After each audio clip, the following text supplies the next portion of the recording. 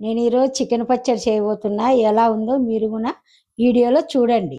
First chicken తీసుకున్నాను, బౌల్లోకి ఉప్పు పసుపు వేసి కడిగి 2-3 సార్లు ఏమేమి వేసేది చెప్తాను. ఉప్పు పసుపు వేసుకొని మంచిగా నీరు వస్తుంది, ఆ నీరు పోయిందాన ఉడికించాలి.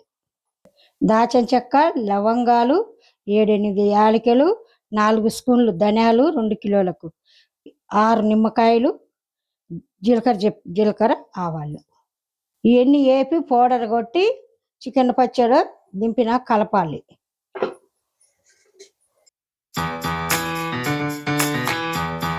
రెండు కిలోలకు కిలో ఆయిల్, 2 కిలోల పచ్చడికి 100 గ్రాముల అల్లము, 100 గ్రాముల చిన్నుల్లిపాయ.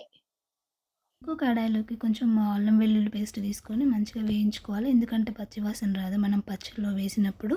సో ఇలా చికెన్ ముక్కలన్నీ ఆయిల్లో వేసుకొని ఇలా వాటర్ అంతా పోయేంత వరకు ఆయిల్లో మనం ఉడికించుకోవాలి. చూడండి, ఇట్లా మనకు దూరగా అయ్యేంత వరకు వేయించుకోవాలి. మనకి ఇందులో వీడియోలో చూపిస్తున్నట్టు అవి వేగాక కాస్త ఉప్పు పసుపు మనం ఇంతకుముందుకు వేయించుకున్న అల్లం వెల్లుల్లి పేస్ట్ ఏదైతే ఉందో అది కలుపుకొని మనకు రుచికి తగ్గట్టుగా ఉప్పు కారం వేసేసుకోవాలి. తర్వాత మనం ఒక బౌల్లోకి ఎత్తి పెట్టుకోవచ్చు. ఆల్మోస్ట్ ఒక 10 days 15 days వరకు కూడా పచ్చడి అనేది పాడవకుండా మనకు నిలువ ఉంటుంది. చికెన్ పచ్చడి నేను చేశాను కదా, మీ ఇంట్లో కూడా ఒకసారి ట్రై చేయండి.